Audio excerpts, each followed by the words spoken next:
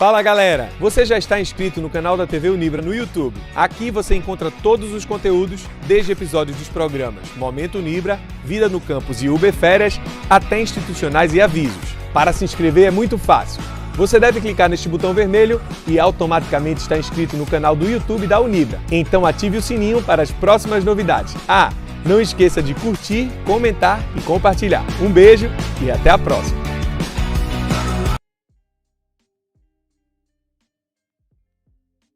Muito bem-vindos a mais um programa aqui da TV Unibra, mais uma edição do nosso Vida no Campus Podcast.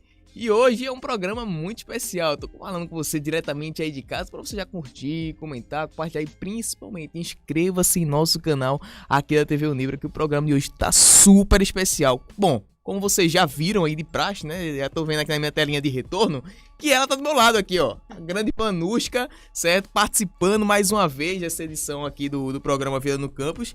E agora, Vanushka, sua primeira vez nesse semestre, né? Primeira vez. Me colocaram no primeiro programa. É o professor Heriberto que organiza. Aí eu falei, não. Primeiro não. Hoje eu vou demorar mais um pouquinho para ir lá no programa para poder conversar com vocês. Show de bola, então vai ser um programa muito especial, galera. Convido você aí, principalmente, como eu falei, a se inscrever no nosso canal e você também pode participar aí de casa, tá? Então manda sua pergunta, caso você tenha alguma dúvida no decorrer aqui do programa, fique muito bem à vontade para deixar sua pergunta ao vivo. E lembrando, a gente também deixou uma caixinha de perguntas lá no Instagram, então caso você queira participar, é de suma importância mandar pra gente e a gente fala aqui, tá bom? Vamos embora iniciar esse papo, né? Uhum. Eu sou mestre em tecnologias energéticas e nucleares. Atualmente eu também estou fazendo doutorado lá no Departamento de Energia Nuclear, mesmo programa, né? De pós-graduação.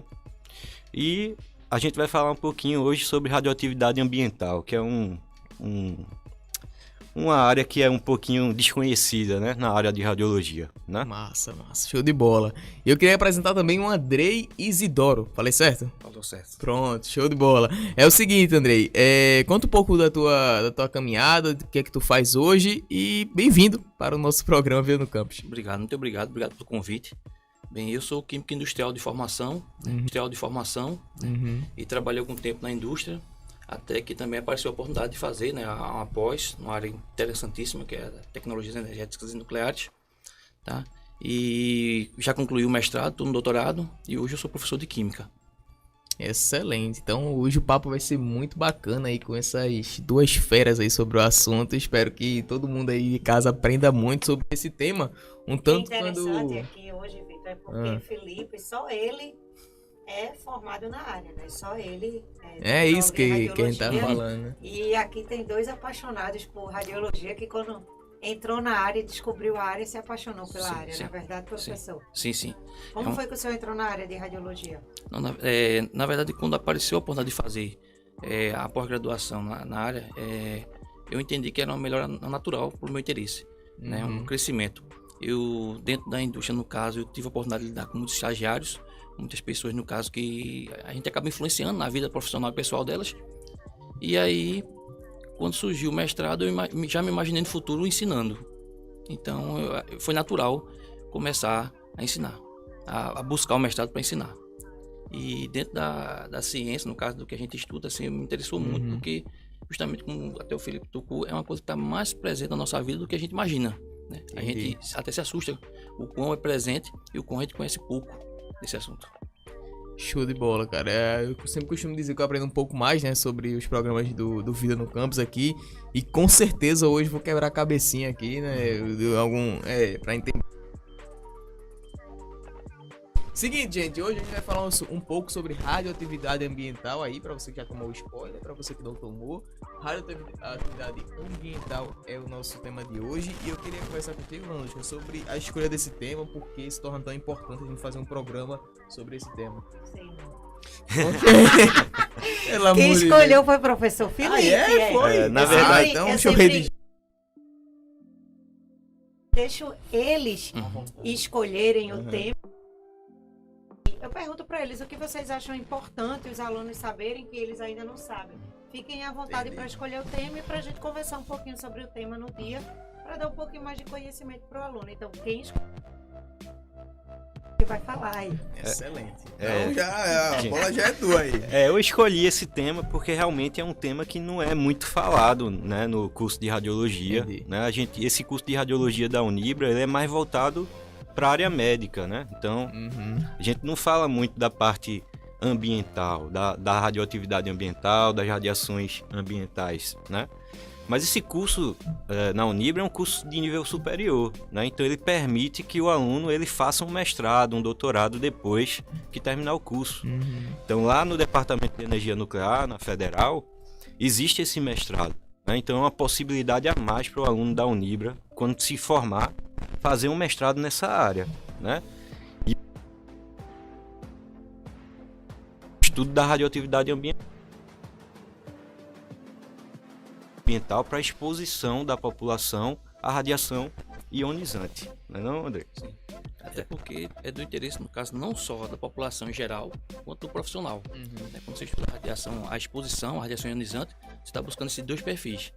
Tanto o profissional que está trabalhando, e não só na área médica, mas também na indústria, como pode acontecer, mas também a população em geral. Pois aí entra, no caso, nessa situação. Né, pelo homem, e a radiação, a exposição à radiação artificial dessas fontes, né? Você imagina que desde a descoberta, na verdade, do fenômeno da radiação, por Marie Curie, ele vem sendo aplicado em diversas áreas do conhecimento, nas mais diversas que você imaginar, né? Junto a isso, no caso, também vem o nosso conhecimento dos riscos que podem ocorrer, né? E a monitoração do ambiente vem com essa intenção de juntar, no caso, a pessoa que está exposta aos cuidados que deve haver para essa exposição, né? Então, o profissional que trabalha, no caso, nessa área, ele sofre, no caso, uma exposição, e existe todo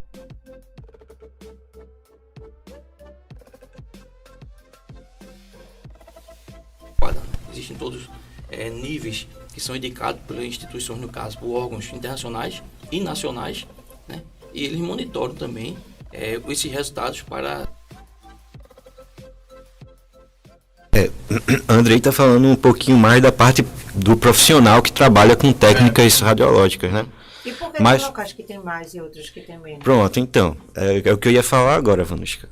Na radioatividade ambiental, existem algumas áreas, né, de background maior, né, de radioatividade natural maior. Nessas áreas, normalmente são áreas... depende de vários fatores, na verdade, né? Existe a questão da altitude, por exemplo, né? Quanto maior for a altitude, maior a radiação cósmica que a gente recebe, a exposição à radiação cósmica, né? Perto de jazidas de urânio, de tório também, né? São elementos radioativos, né? Os pais da maioria dos elementos radioativos naturais, né? Então, em algumas regiões, esse índice esse nível de exposição à radiação natural é maior, né? E é necessário fazer uma monitoração dessas áreas porque pode levar a algum dano ao ser humano que vive lá, né? Que mora naqueles ambientes, né? Pode aumentar o índice de câncer, por exemplo, de alguns tipos de câncer, né? Andrei pode falar um pouquinho mais sobre isso. No caso, né, como eu citei a parte profissional, do profissional que está exposto, o Felipe está falando realmente do grupo geral, da população geral, que pode estar exposto a essas situações, né? Então a gente tem, no caso, algumas fontes de radiação natural. Uma é os raios cósmicos, realmente vem do espaço. Esses raios cósmicos, no caso, eles interagem com a nossa atmosfera e geram os radionucleidos cosmogênicos, que também é uma fonte de exposição para nós. E por fim, no caso, que é o mais importante, são os radionucleidos que estão no solo. Como o Felipe falou, no caso, eles estão aqui desde a formação do planeta. Desde a formação, toda e qualquer vida no nosso planeta sempre esteve exposta a essa radiação. Não é uma coisa que ocorreu de pouco tempo para cá, né? Então, veja, dentro desse radionucleido, no caso, que estão no solo, existem realmente alguns que impactam mais a nossa vida, no que diz respeito à exposição. São as séries radioativas. No caso, nós temos a do urânio, duas do urânio, o do urânio 238 e o urânio 235, e a do tório, né? Quando a gente fala isso, no caso, né, tem que se entender que toda a exposição nossa vem dos decaimentos radioativos desses radionucleidos. Cada vez que ele decai, ele gera uma partícula ou uma energia. E essa daí é material. Por isso que a gente, quando se refere a energias ionizantes, no caso, radiações ionizantes. Bem, aí você imagina no caso, né, que vários decaimentos, existem características, no caso, diferentes para cada um desses radionuclídeos. Uns, curiosamente, têm meia-vida de 4,5 bilhões de anos, alguns de algumas frações de segundos. E, como eles estão no solo, em algum momento a gente pode estar numa área que possua no solo esse material. Então, por exemplo, aqui em Paulista a gente tem uma área, no caso, que é uma fonte de uma e expõe a população a um grau maior de background. Que bairro é esse, pelo amor de Deus? Eu não sei precisar qual é o bairro, né? Mas eu sei que lá existe essa fonte em Paulista, né? de fosfato. Paulista, né? Tá Mas igual, existem outras ao cidades. contrário. Existe, no caso, existe a cidade de Pedra, no caso, aqui no interior de Pernambuco. Exploração de Tô entendendo. locais onde esse background é maior, né? Então, por exemplo, lá na divisa entre a Paraíba e o Rio Grande do Norte tem uma jazida de urânio lá, essa jazida de urânio eleva o nível de radioatividade ambiental naquele local, né? Então a gente faz a monitoração para ver se aqueles níveis são excessivos, né, para a população, se está aumentando o risco de desenvolvimento de câncer, né? Existe, por exemplo, Andrei falou um pouquinho sobre as séries radioativas, né? Ele falou da série radioativa do urânio 238, do urânio 235, do tório 232. Então, esses são elementos raros na natureza, né? Mas que podem ser minerados onde existia uma concentração maior desse material. Não é no planeta inteiro que existe essa concentração maior. São locais específicos, né? E essa monitoração tem que ser feita nesses locais, né? A série do urânio, do tório, do urânio 238, do urânio 235, né? Eu digo que eles são os pais dos outros elementos radioativos que compõem a crosta terrestre, né? Por quê? Porque quando um elemento radioativo ele desintegra, ele emite uma radiação, ele se transforma em outro elemento. Ele deixa de ser aquele elemento, passa a ser outro elemento. E assim vai esse caminho da série radioativa, através do decaimento, ele vai se transmutando e passando a ser outros elementos, né?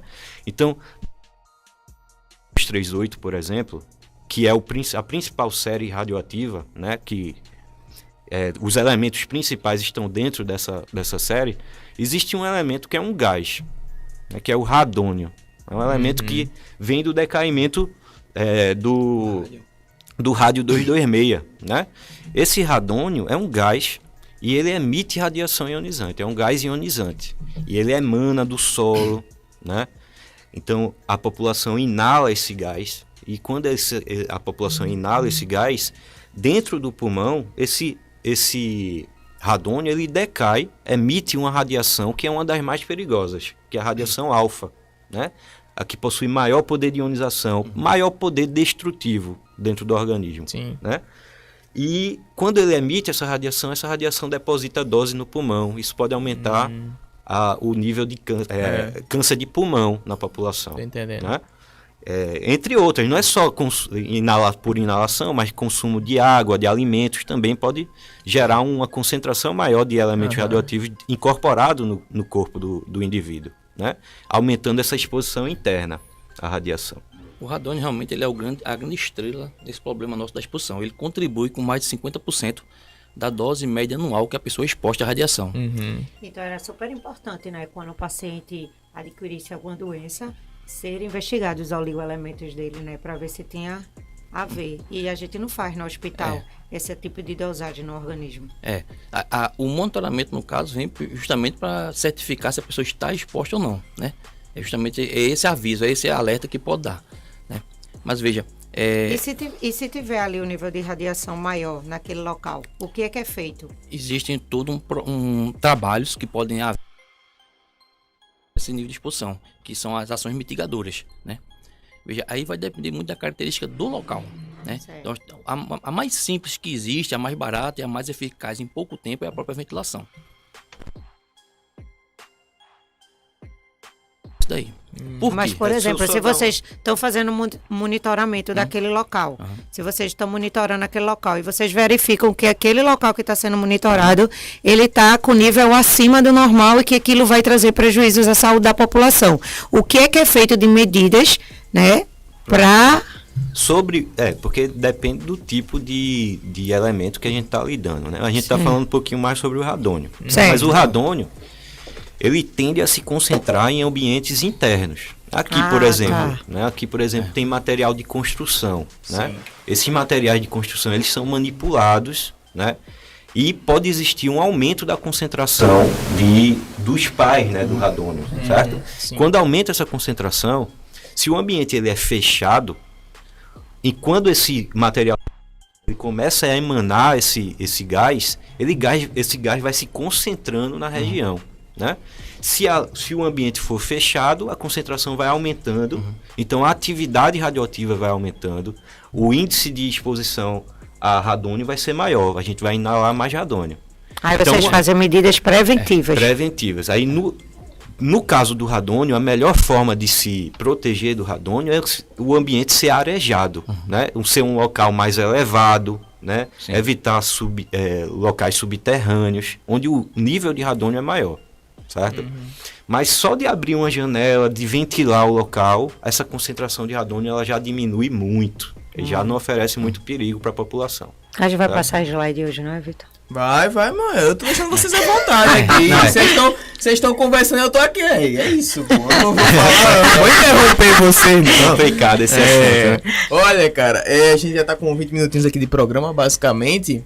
E que bela introdução que vocês deram aqui sobre o tema e tal, até tirando algumas dúvidas já, né? O papel de entrevistadora já tá aí, né? No coração da Vanushka. Chega aqui perguntando tudo isso aqui, coisa Porque boa. Vanushka, ela também fez mestrado lá no departamento. Estou Então, no doutorado. ela tá no doutorado e ela qualquer tem bestinha do conhecimento assunto, sobre né? essa parte também, porque ela fez uma disciplina de proteção radiológica, por exemplo. Então ela teve que estudar essa parte entendendo. também, de radioatividade. Olha aí. Olha, deixa eu conversar com você aí de casa. A gente vai falar um pouco, né?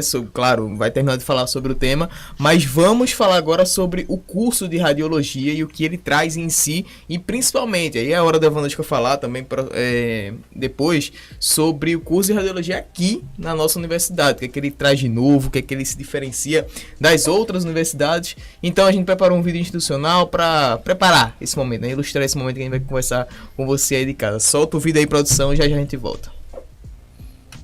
Os tecnólogos em radiologia são profissionais de saúde que realizam exames na área da radiologia, ou seja, atuam na produção de imagens do interior do corpo, que permitem diagnosticar situações patológicas como pneumonias, tumores, fraturas ósseas, entre outras. As principais funções de um radiologista consistem na programação, execução e avaliação de todas as técnicas radiológicas utilizadas no diagnóstico e na prevenção e promoção da saúde, recorrendo, para esse efeito, a equipamentos tecnologicamente avançados. Radiologia é aqui, na Unibra. Excelente, rapaz, que vídeo legal, né? O institucional aqui mostrando um pouco da nossa estrutura, Vanushka. Eu queria conversar contigo sobre o curso de radiologia aqui na nossa. Eu falei de antemão pra galera.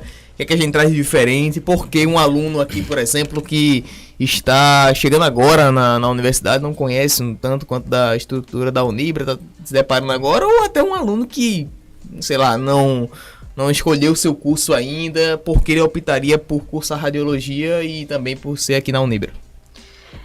Ele é um curso que a gente acha que é um curso na área de saúde, mas na verdade é um curso de saúde que tem disciplinas de exatas. Então, às vezes, realmente, o aluno, quando procura o curso de radiologia, ele acha que vai acabar um curso na área de saúde em 3 anos, mais rápido, e ingressar no mercado de trabalho. E eu digo sempre para os meus alunos no primeiro período, eu não gosto de assustar eles, mas não é um curso fácil, é um curso difícil, de disciplinas de exatas. Eles têm aulas de física desde o primeiro período até o último período. Meu Deus. Então é um curso bem puxado, né? Um curso de pessoas que têm que amar a profissão mesmo para conseguir concluir o curso. O nosso diferencial aqui são os laboratórios.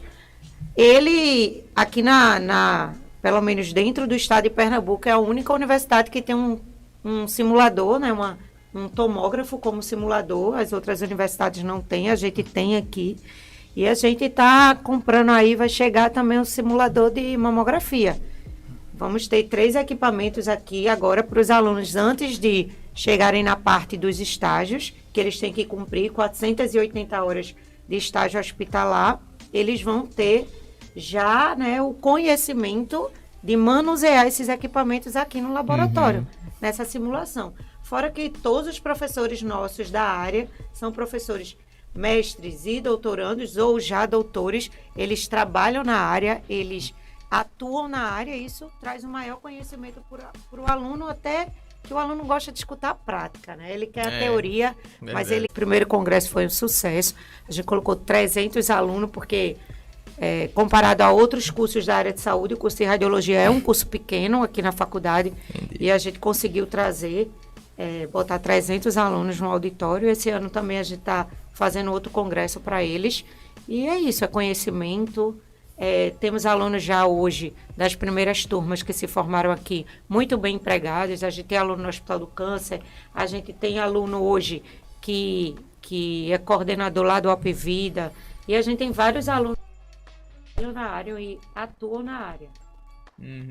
Quem é ali que... É o professor Matheus, coordenador. Entendi. Eu dei um tchau aqui. Pra quem não sabe, é o professor que tá ali na produção aqui do nosso programa. E eu queria também perguntar a vocês, cara, eu tenho... sobre o curso de radiologia, né? Que é que ele traz pra galera. Eu tenho um pouco mais pra falar sobre a estrutura, né? Vanushka, coordenadora, ela sabe de tudo, né? Mas eu, como professor, eu tenho, né, essa questão. Você utiliza mais do que eu. Mais, é verdade. Então, veja, aqui na Unibra, o tomógrafo realmente é um simulador, né? A gente consegue simular posicionamento em tomografia computadorizada, é muito importante. Eu sou professor da disciplina de tomografia computadorizada, né? E a gente também utiliza o laboratório de informática, porque não é só radiologia, não é só posicionamento do paciente, né? É também a parte de processamento de imagens, né? Então a gente tem processamento de imagens radiográficas, tomográficas, né? E a gente tem vários laboratórios de informática aqui. Nunca falta um laboratório. Quando eu quero marcar uma aula prática no laboratório de informática, sempre tem algum laboratório de informática para utilizar. E eu posso utilizar software de processamento de imagem. E é muito interessante porque são técnicas que a gente faz no dia a dia, né? No dia a dia eu trago esses softwares gratuitos. Uma dificuldade muito grande que a gente tem de encontrar imagens médicas para trabalhar essas técnicas, né? Então, existe um banco de dados de imagens médicas que eu trago. Eu sempre digo para os alunos, olha, tem esse banco de dados para vocês estudarem, vocês podem baixar as imagens, vocês podem trabalhar as técnicas de processamento nessas imagens, né? E eu sempre trago para o laboratório de informática para eles trabalharem. Inclusive, tem um curso de extensão que eu vou fazer agora na Unibra, vai ser dia 8 e 9 de outubro, né? Que é de processamento de imagens digitais, técnicas angulares, técnicas métricas em radiografias, imagens de ressonância magnética, imagem de tomografia computadorizada, né? Então, isso é um diferencial na Unibra.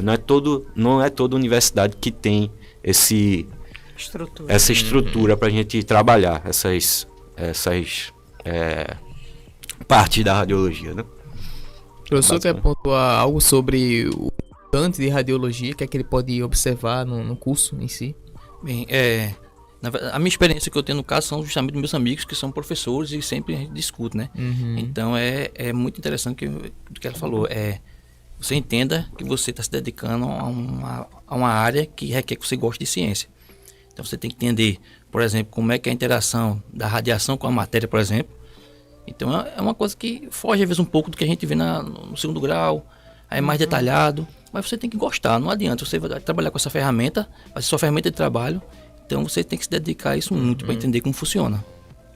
Foi feito, eu falei no início, né? Eu sou enfermeira de formação e disseram, Vanushka, você vai coordenar o curso de radiologia, né? Porque eu coordeno a área pedagógica. Não é a área técnica, né? A área técnica, quem coordena aqui é um tecnólogo em radiologia, que é a professora Julieta, que toma conta dos estágios.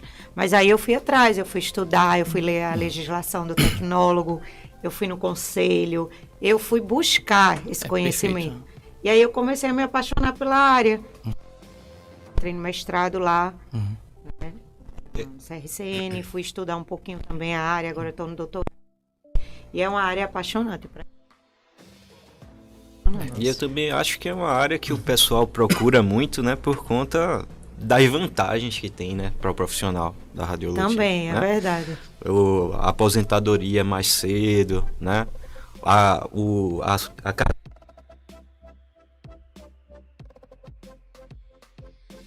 24 horas. Pode ser diarista de manhã, de tarde, de noite. Por causa do nível de exposição. Pode ser um plantão só de 24 horas. É, um plantão de 24. Só trabalha 24 horas e fica em casa. Busca Portugal, não Aí- faça mudar o curso no Aí é oitavo muito período. bom. É muito bom quando o profissional ele quer conciliar o emprego com outros empregos, principalmente quem isso quer ser é- professor, né? isso é Inclusive. verdade. Né? Aí é muito bom. E a sabe? remuneração, você trabalha 24 horas semanais, é uma remuneração boa. Aí você ainda tem periculosidade, porque você fica exposto à radiação. 40%. 40% em cima do seu salário, você ainda tem. Fora que quando você se aposenta com a aposentadoria melhor, porque você tem, né, esse nível de exposição, e com tempo mais rápido. São os benefícios, né? São benefícios por conta da insalubridade, né? Porque a gente lida com radiação ionizante. Sim, né? E sim. radiação ionizante tem seus danos, né? Então, realmente é necessário se aposentar mais Mas cedo. quem que não tem. conhece, gente, não tenha medo, porque vocês vão usar os Não, EPI, logicamente, trabalho, ninguém- então tem todo um processo de proteção. E também tem modalidades que você recebe uma dose maior, modalidades que você verdade. recebe uma dose menor. Você pode escolher. Então, perfeito, meu povo. Olha, vamos Vamos deixar... mudar de slide.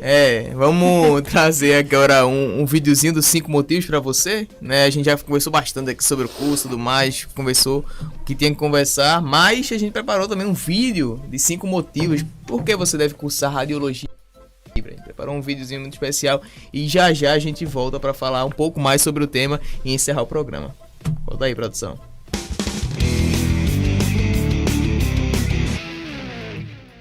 O tecnólogo em radiologia, de uma maneira geral, é responsável por manusear equipamentos, preparar ambientes e soluções químicas para a realização de diagnósticos por imagem. Hoje eu te darei alguns motivos para você cursar radiologia aqui, na Unibra. Uma rápida formação, laboratório moderno e especializado para a prática do curso, jornada de trabalho reduzida, aposentadoria em menor tempo, mercado de trabalho amplo. Radiologia é aqui, na Unibra. Show, meu povo. Então, radiologia é aqui na Unibra. Não se esqueçam, né? Esteja sempre frisado aí na sua mente, né? Enquanto a gente puder aperrear você, até você vir pra cá, a gente vai aperrear, né, não, Vanushka? Com certeza. Vamos embora. Olha, aqui a gente tá com um tópico muito importante. A gente tem 3 tópicos, na verdade, para falar sobre. A gente tem a importância da monitoração radiológica ambiental, vai falar um pouco mais sobre isso. Fontes naturais e artificiais de radiação e o que a gente tava falando bastante, né? O radônio. Tá? Então vamos procurar especificar um pouco mais sobre isso, fechou? Primeiramente, começando com a importância da monitoração radiológica ambiental. Né? Ressaltar essa importância e professores ficam muito bem à vontade aí para contribuírem. Pode começar, rapaz, Andrei. Quase que eu falo André. Sem problema. A importância é justamente isso. Existe uma definição que é proteger o ser humano, os descendentes e o meio ambiente dos problemas provenientes da exposição a radiações ionizantes. Então veja como é amplo e se preocupa com tudo, no caso. O indivíduo, os seus descendentes e o meio ambiente. Então, a importância dela é essa, é buscar garantir que a pessoa não seja exposta a nenhum nível de radiação que venha prejudicar. Ele nem no momento, nem em... no caso, né, vários tipos de técnicas, no caso, inclusive, que são o monitoramento através de aparelhos, no caso, feito quem trabalha na área. Tem aquele dosímetro, né? Sim. Tem a pessoa, no caso, também que pode usar lugares que usam aparelhos para fazer leitura ambientais, né? Pois, no caso, você pode fazer isso. Medidas ambientais a gente pode fazer de forma ativa, né? Com equipamentos que a gente pode levar para o ar, por exemplo, monitorar o nível de radônio, né? Ou de formas passivas, a gente pode deixar um equipamento por um certo tempo, né? Deixar alguns meses num local e existe a interação com aquele equipamento e a gente pode fazer depois pegar esse equipamento e fazer a leitura no laboratório, né? Então tem vários detectores de radiação para fazer essa monitoração ambiental, né? E é importante lembrar que justamente cada técnica dessa tem que ser adequada ao tipo de radiação que você imagina que a pessoa está exposto. Se é uma radiação alfa, o aparelho tem que ser adequado para essa radiação. Então, e também é o seguinte, você vai analisar o quê? É a água, se a água, a matriz é água, é um tipo de análise. Se é o solo, já vai para outro, né? Então, cada um dessas pode ser feito também por aparelhos, mas também pode ser feito através de processos químicos, que é onde você extrai o que interessa e você o radionuclídeo através de um ou físico. Exatamente. Aí é importante fazer essa monitoração exatamente para ver o quanto a radiação ionizante está afetando o indivíduo do público, né? O indivíduo do público, ele recebe uma dose de radiação natural, né? Para vocês terem ideia, a contribuição à exposição à radiação natural, a ambiental, desculpe, a maior parcela é devido à radiação natural, que já existe no planeta, né? Sim, Cerca de 70%, né? Esse percentual ele varia com os anos, né? Mas cerca de 70% da exposição à radiação ambiental é devido a fontes naturais, raios cósmicos, radionuclídeos presentes na crosta terrestre, na água, no ar, né? E dentro desses 70%, 50% é devido à exposição ao radônio do ar, né? Para vocês terem ideia, o radônio ele é o principal causador de câncer na população. Só perde para quem fuma, né? Quem fuma cigarro e tal, né? Aí ele tem uma predisposição a ter câncer de pulmão maior do que... No caso dos fumantes, ele passa a ser a segunda causa de morte, de câncer de pulmão. Então, depois do fumante, o radônio, né?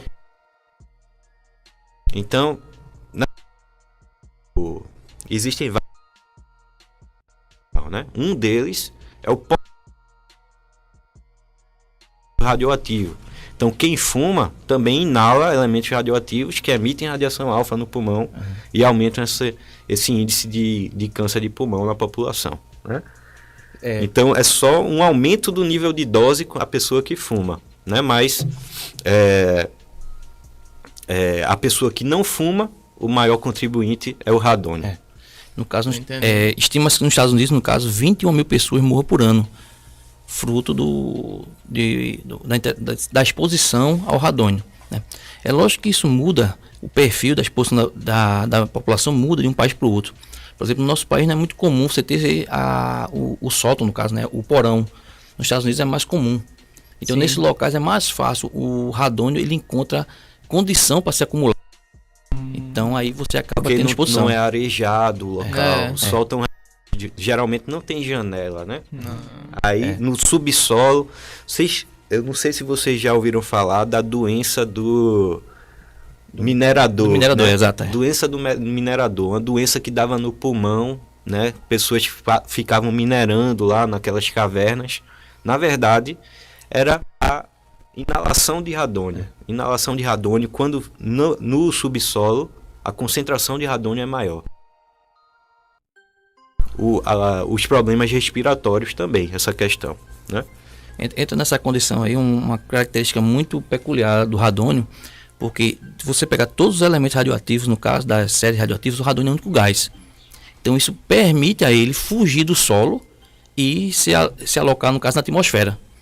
Depois dele, inclusive, o próximo é também metal. Então você veja, em um ambiente, uma casa construída, onde existe uma área, existe lá minério no solo, tipo urânio, no caso, vai existir o radônio, e o radônio vai para a atmosfera. Se ele entra numa casa, anteriormente, o Felipe falou, ele vai se acumular, tá? E existem técnicas que podem ajudar a diminuir essa exposição, porque mas dentro dessa exposição que você vai ter do radônio, ele, igual no caso ao elemento pai dele, vai continuar decaindo e vai gerar os filhos, que são polônio, chumbo, astato. E o grande problema é esse também, porque quando o radônio ele emite a partícula, quando ele se transforma, ele é um gás. Então, que se ele é inalado, ele também pode ser exalado. Então, ele não vai ficar dentro do pulmão incorporado, o radônio. Então, ele inala e exala. tudo de radônio que você inala, você exala no pulmão, aumentando a dose no pulmão. Então, o grande problema, na verdade, não é a inalação do radônio, é quando ele... Porque aí fica Vai trocar de incorporado no ouvido. pulmão. Cara, eu tô pensando. Mas aí pronto, veja, Recife, por exemplo. Recife não é um local onde a incidência de radônio é alta, né? Uma Só em incidência de Paulista. radônio. Mas Lá na Paraíba, no Rio Eu Grande Eu do tô com isso Norte. na cabeça. Não, agora, mas viu? veja, Então veja, mesmo não são todos os locais É onde a gente vai claro, fazer sim. monitoração. A gente tem que fazer monitoração onde esse nível de radioatividade é maior. Né? Sim. Então o radônio ele ocorre mais em jazidas, perto de jazidas de urânio e de tório. Então, se a concentração de urânio e tório é menor, como aqui em Recife, ele não vai causar nenhuma exposição maior do que deveria aqui em Recife. Né? Então são locais. Lá nos Estados Unidos, por exemplo, tem muitas jazidas de urânio pelos Estados Unidos. Para vocês terem ideia, o valor de uma residência, por exemplo, o valor de uma residência depende da concentração de radônio naquela área. Lá nos Estados Unidos? É um dos fatores que influenciam no valor, é o nível de radônio dentro de uma residência. O habite, Então existem... o habite da casa vem com documento de radônio naquela residência. Antes de ser construído um prédio, né? Do solo, quanto de radônio está sendo liberado? Ah, importante. Pra Pessoal, agora vocês não falaram. Qual o equipamento que faz essa medição? Então, lá no departamento, a gente utiliza dois equipamentos, um ativo e um passivo. Né? A professora...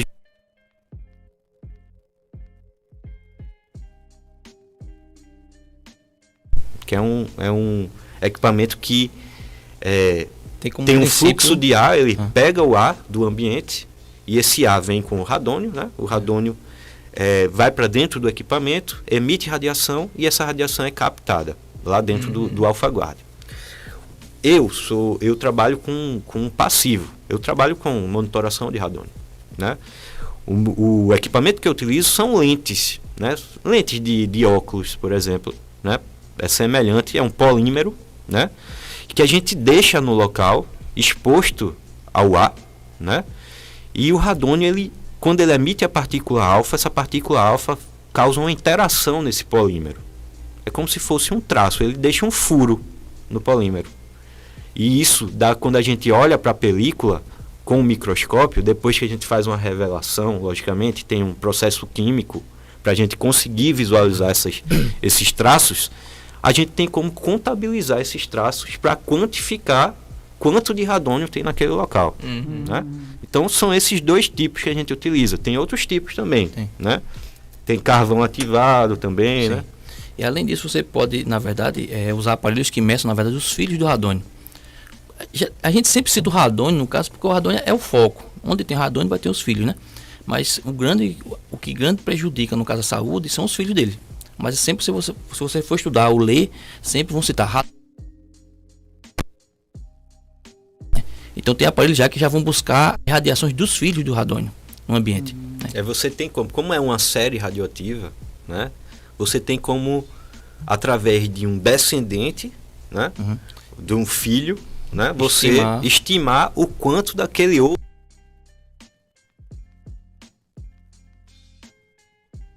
Você pode fazer essas medidas dessa forma também. E o radônio, ele tem outras características dele, no caso, é que ele pode, por exemplo, se ele está no solo, ele pode migrar para a atmosfera, mas ele também pode migrar para a água. Se tiver um lençol freático e ele é arrastado. Ele não é muito solúvel na água, mas ele pode ser arrastado.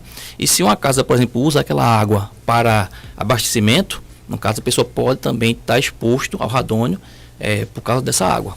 Evidentemente que, dependendo do aquecimento, se houver algum aquecimento ou alguma agitação, esse radônio ele sai da água.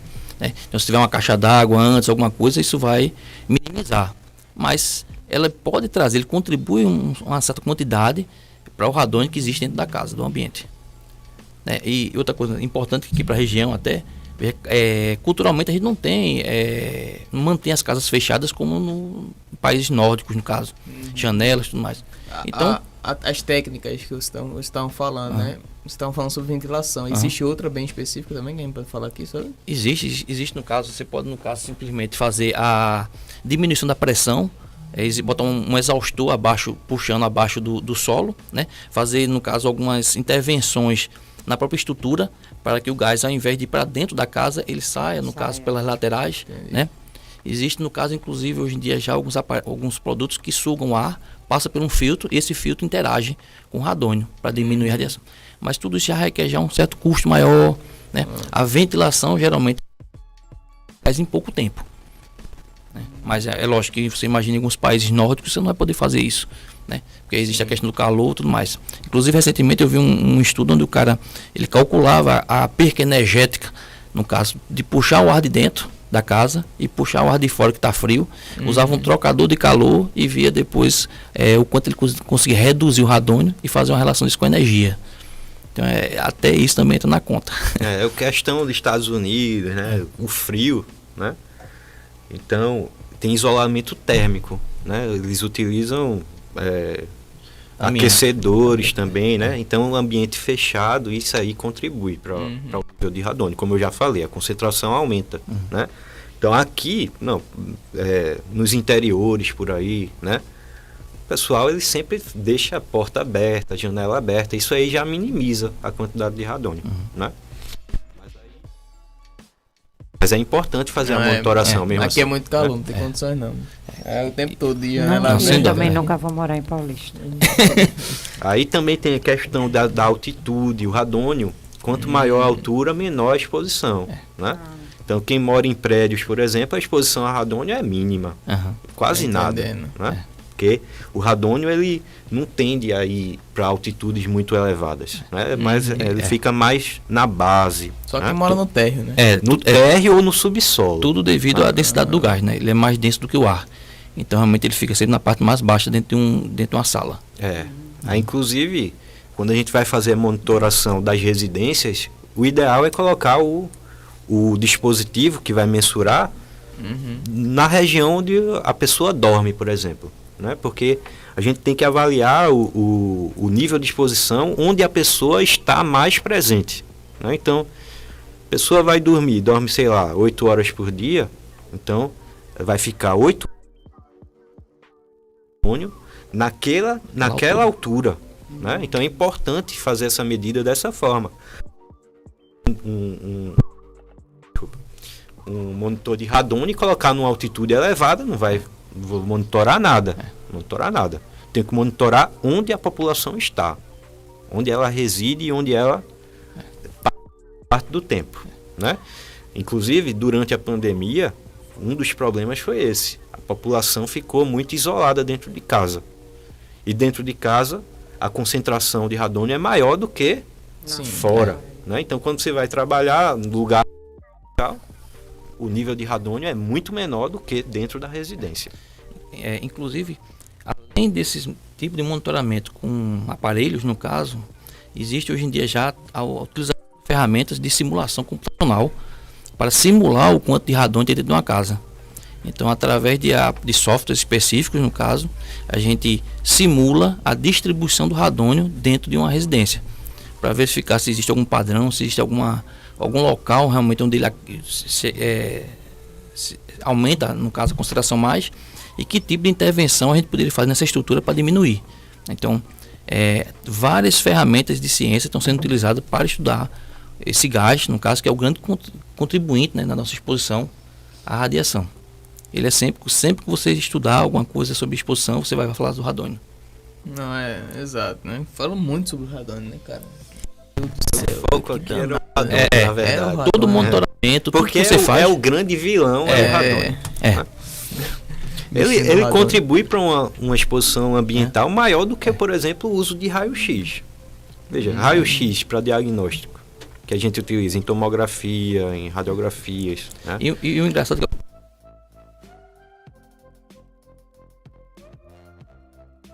que da tabela periódica, gases nobres, o professor me jurava que ele não interagia com nada. Realmente ele não interage com nada.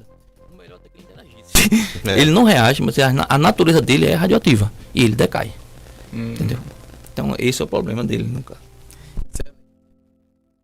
pouco sobre fontes naturais e radiação. Entra no... Veja, a gente tá falando. Radônio é uma fonte natural, entendi. né? Que vem do solo. As fontes artificiais são Sim, as sim, fontes, sim. são as fontes que foram produzidas pelo homem, né? Através de diversas aplicações nucleares, né? Então, por exemplo, o nível de radioatividade ambiental, ele pode aumentar dependendo da contribuição do homem em uma determinada aplicação, né? Por exemplo, usinas nucleares. Usinas nucleares utilizam reações nucleares que produzem rejeitos radioativos. Esses rejeitos radioativos, eles aumentam a concentração de radiação naquele ambiente, né? Um dos contributores para a exposição ambiental foi o acidente de Chernobyl, por exemplo. Não sei se vocês conhecem o acidente de Chernobyl, Sim, uma 86. uma usina. A fumaça que foi liberada, né, na explosão, ela era cheia de elementos radioativos artificiais. Aumentam a concentração de elementos radioativos no ambiente, e onde existiu um determinado acidente, por exemplo, Chernobyl, mais recentemente teve o de Fukushima lá no Japão, né, foi em 2011, se eu não me engano. Aumentam a concentração de elementos radioativos naquele ambiente, então aumenta a exposição da população naquela região. Outras fontes artificiais, por exemplo, explosões nucleares que ocorreram no passado, né? As bombas que explodiram lá em Hiroshima e Nagasaki, né? Durante a guerra, Sim. aumentou a contribuição de radiação naqueles locais. Estados Unidos, Coreia do Norte fizeram também vários testes nucleares no passado, né? Explosões nucleares para estudar, né, realmente a fissão nuclear, né? Sim.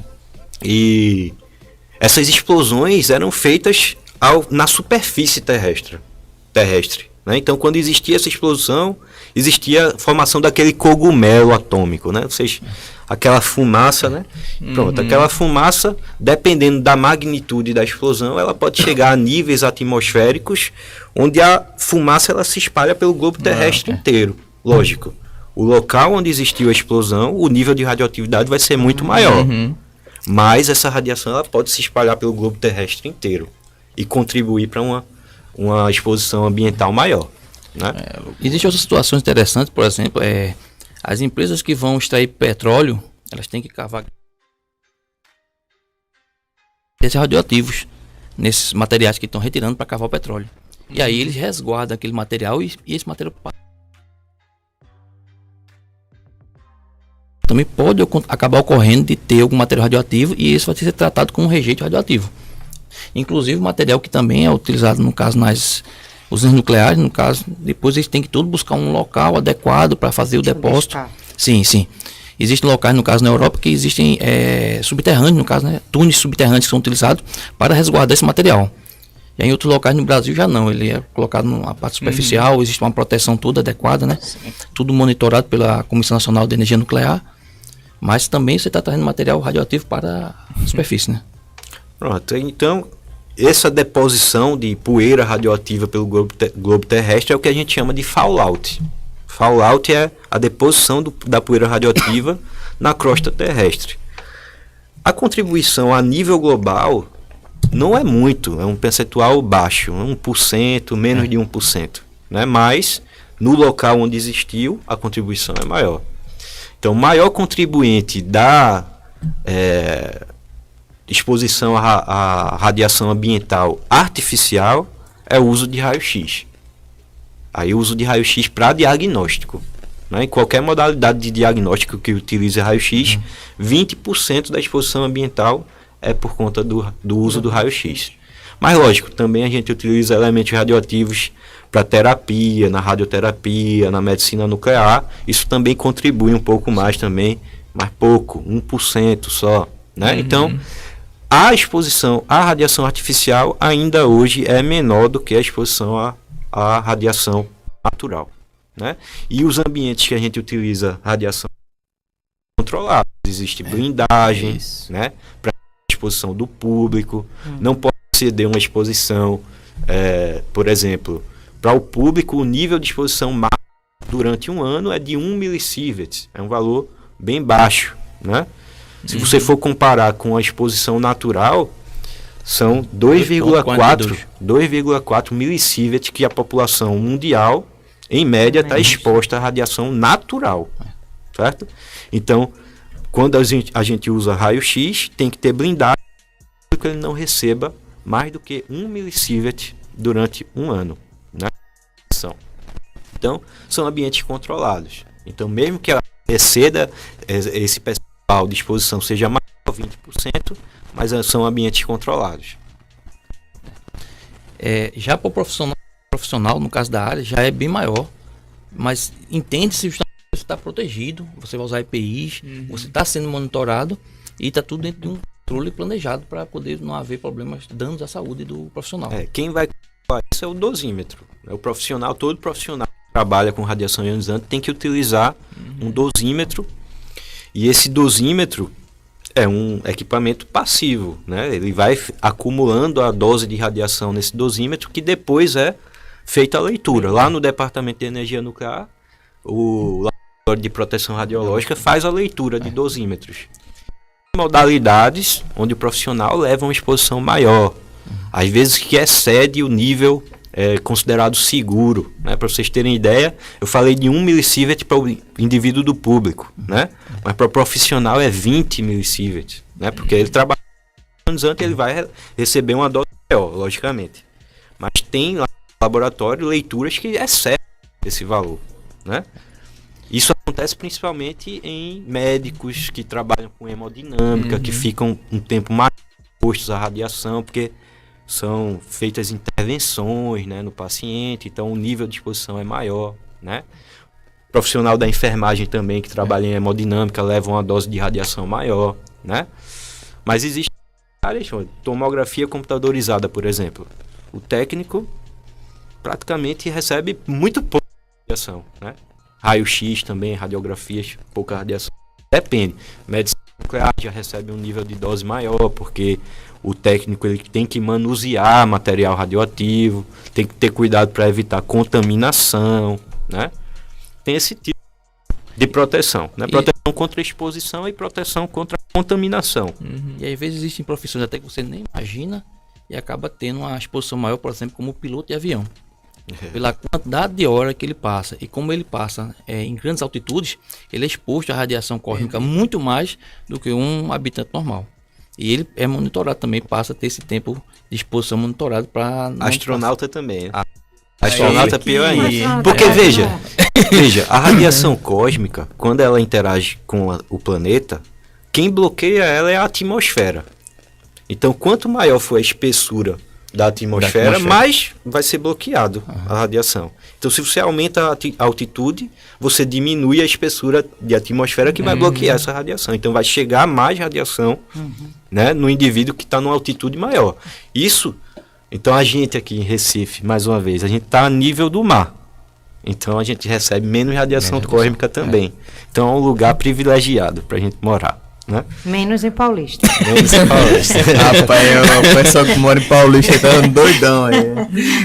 Pessoal, que coisa boa, né? A gente falou bastante sobre o tema, acho que foi todos estouramos aqui a hora do programa. Enfim, agradecer aqui a participação de vocês, professores, você Obrigado. também, Vanushka. E, enfim, tem um B-Agenda, né? Um tal de B-Agenda aí, simpósio, os cursos que vocês têm de extensão, né? Para divulgar, pode ficar à vontade aí.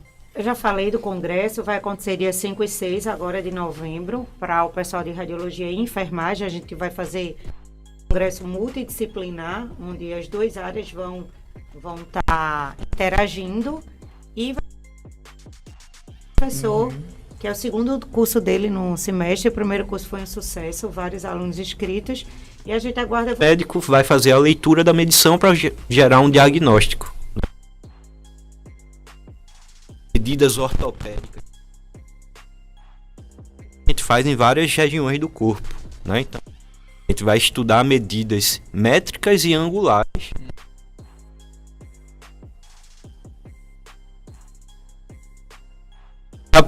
quem é meu aluno tá por dentro, sabe muito bem o que é que eu Tem vou. vaga ainda? As vagas são limitadas, porque a gente vai pro laboratório de informática. Entendi.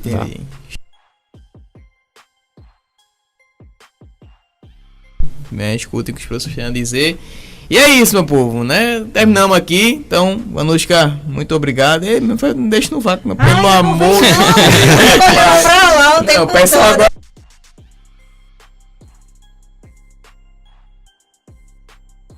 Gente, obrigado. Tchau, gente. Tchau. Obrigado, meus queridos. Que vocês voltem, né? Numa próxima, vamos marcar, né? Uma próxima Foi aí. muito bom esse programa. Com O Vitor certeza. quase não falou, só ficou de figurante.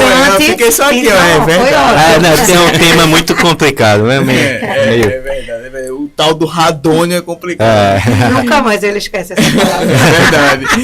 Galera, a gente se encontra então na próxima sexta-feira, dia 23 de setembro, aqui na TV Univa.